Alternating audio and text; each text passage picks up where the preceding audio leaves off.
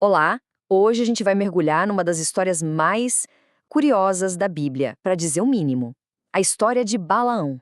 Pensa só, um profeta famoso, envolvido numa treta gigantesca entre reinos e que acaba sendo cegado pela própria ganância. Tão cego que ele não percebe um perigo mortal bem na sua frente. Um perigo que só o seu animal conseguia ver. E a gente já começa com a pergunta de US$ 1 milhão, né? Uma jumenta pode falar? Sério. Parece coisa de conto de fadas, mas, olha, esse detalhe bizarro é o que destrava todo um drama espiritual super profundo.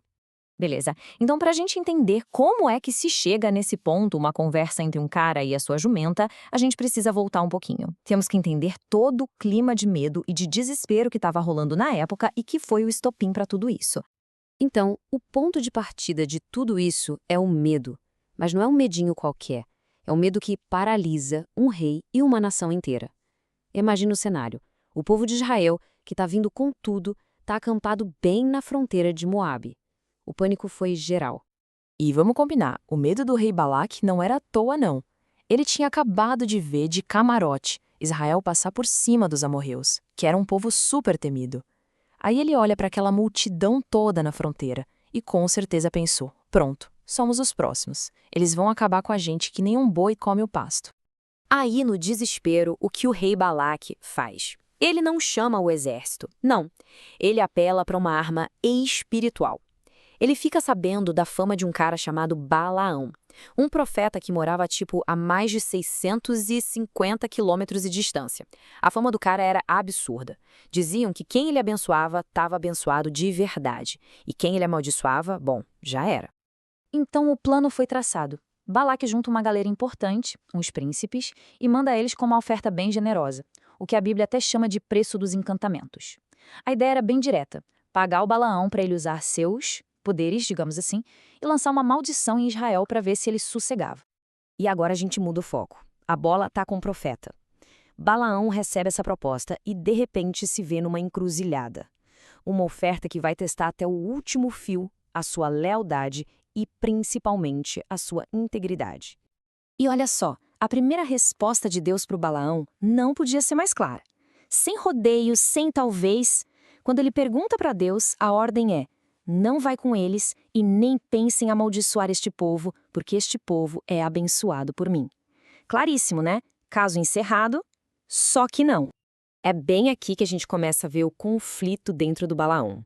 Da primeira vez ele obedece, dispensa os mensageiros.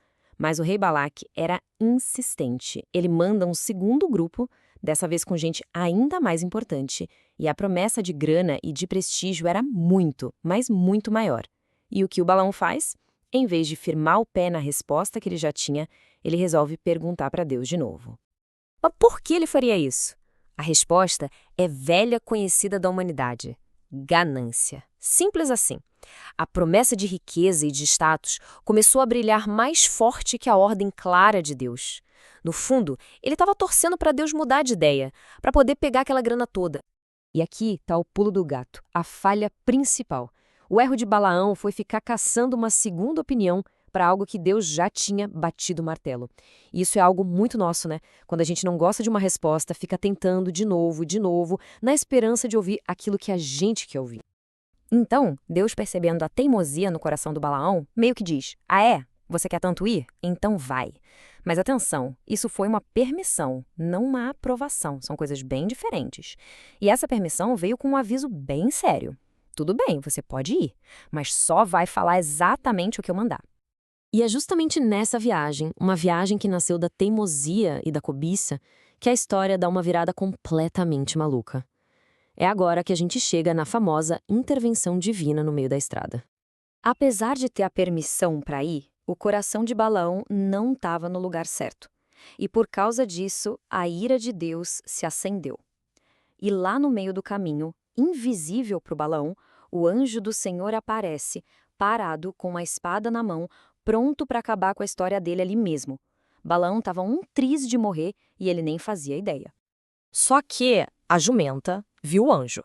E no desespero para salvar o dono, ela tenta de tudo, 3 vezes. Na primeira, ela sai da estrada, vai para o campo. Balaão bate nela. Na segunda, ela espreme o pé dele contra um muro. ele bate nela de novo. Na terceira, sem ter para onde ir, ela simplesmente deita no chão. E o que ele faz? Bate nela pela terceira vez, com ainda mais raiva. E aí, nesse exato momento que o inacreditável acontece, Deus abre a boca da jumenta e ela vira pro dono e pergunta: "O que foi que eu te fiz para você me bater 3 vezes?" O mais doido disso tudo não é nem a jumenta falar, mas a reação do Balaão. O cara tá tão cego de raiva que ele nem se toca do milagre. Ele não para e pensa: ué, minha jumenta tá falando?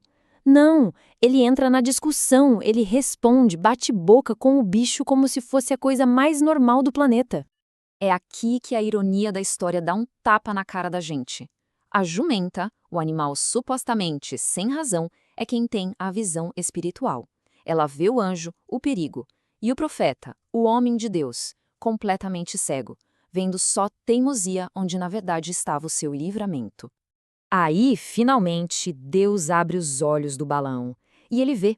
Ele vê o anjo, a espada pronta para o golpe e a ficha cai com um estrondo.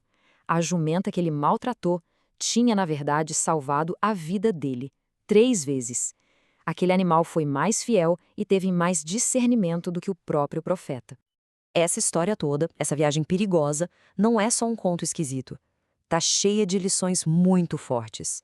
Lições sobre Deus, sobre nós, seres humanos, e sobre como, no fim das contas, a vontade de Deus sempre prevalece.